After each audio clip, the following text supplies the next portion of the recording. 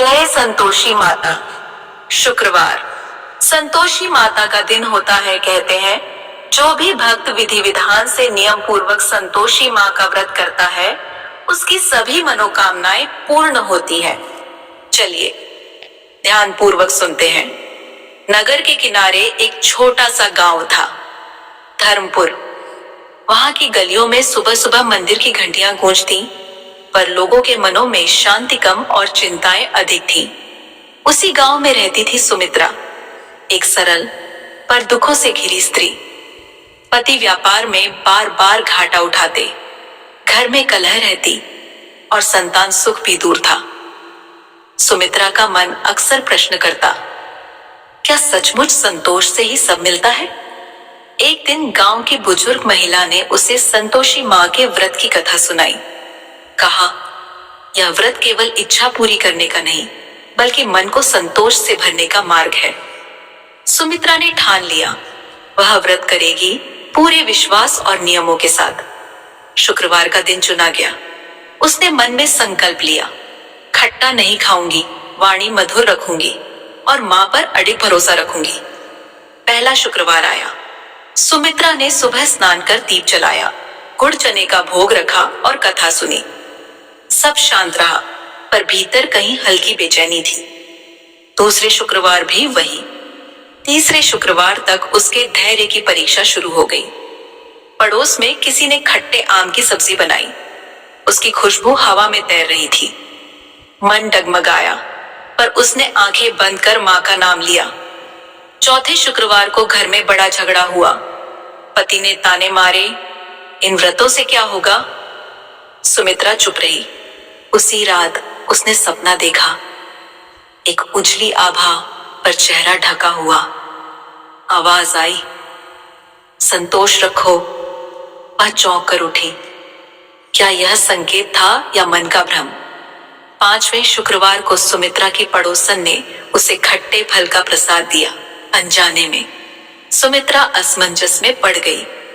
नियम तोड़ा तो व्रत अधूरा, ठुकराया तो पड़ोसन का मन दुखेगा। उसी क्षण भीतर से आवाज आई, सत्य और विनम्रता चुनो। उसने विनम्रता से मना किया। उस रात फिर सपना। इस बार वही आभा पास आई, पर फिर भी चेहरा स्पष्ट नहीं हुआ। आवाज बोली, परीक्षा अभी बाकी है। छठे शुक्रवार को गांव में अफवाह फैल गई, संतोषी माँ का व्रत करने से उल्टा नुकसान होता है। कुछ लोग हंसे।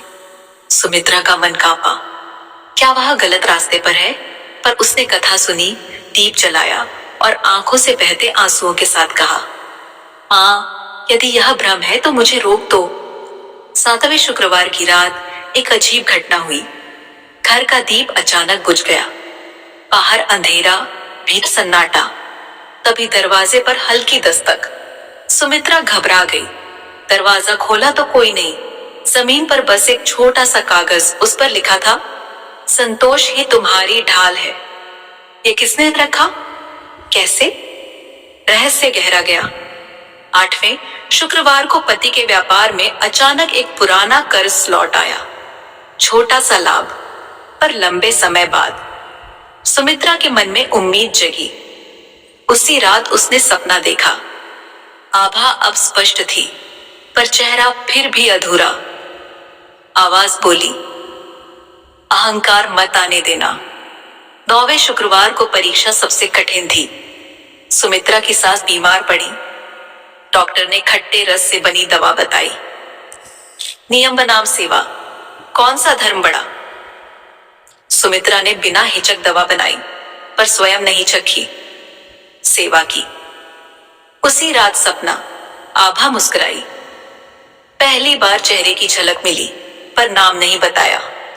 10वें शुक्रवार को घर में शांति थी। सुमित्रा ने कथा के अंत में क्षमा मांगी। माँ, यदि भूल हुई हो तो क्षमा। तभी दीप की लौ स्थिर हो गई। हवा थम गई। उसे लगा कोई अदृश्य उपस्थिति है, पर कुछ दिखाई नहीं दिया। 11वें शुक्रवार को गांव में संकट आया। तेज बारिश, फसलें डूबने लगी। लोग घबराए। सुमित्रा ने मां से प्रार्थना की, मुझे नहीं, सबको संतोष देना। रात को सपना, आभा अब पूरी तरह स्पष्ट, पर चेहरा अभी भी धुंधला। आवाज, संतोष में ही करुणा है।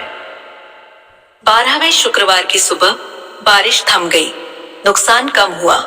लोग हैरान। सुमित्रा के पति का व्यापार संभलने लगा, घर में हंसी लौटी। फिर भी सुमित्रा के मन में एक प्रश्न था, माँ का चेहरा क्यों नहीं दिखा? 13वें शुक्रवार को कथा के समय उसने आखिरी बार पूछा, माँ आपने सब दिया, पर अपना रूप क्यों छुपाया? उसी क्षण दीप की लौ तेज हुई, हवा में गुड़ चने की सुगंध फैल गई। एक मधुर स्वर गूंजा, जिसने संतोष पा लिया उसे रूप की आवश्यकता नहीं। और सुमित्रा समझ गई, रहस्य यही था। उस दिन के बाद सुमित्रा ने व्रत पूर्ण किया। उसने किसी से चमत्कार का ढिंढोरा नहीं पीटा, गांव में बस इतना कहा, संतोषी माँ का व्रत मन को संतोष सिखाता है, शेष अपने आप मिलता है। सीख, यह व्रत इच्छाओं की सूची नहीं, संयम की साधना है। खट्टे से दूर रहना केवल नियम नहीं, बल्कि वाणी, विचार और व्यवहार की कटुता से दूरी है। सस्पेंस यही है, माँ का रूप नहीं, संतोष ही असली दर्शन है। भक्तों, ऐसे ही और कथा सुनने के लिए हमारे चैनल को लाइक, शेयर, फॉलो और सब्सक्राइब करें। धन्यवाद।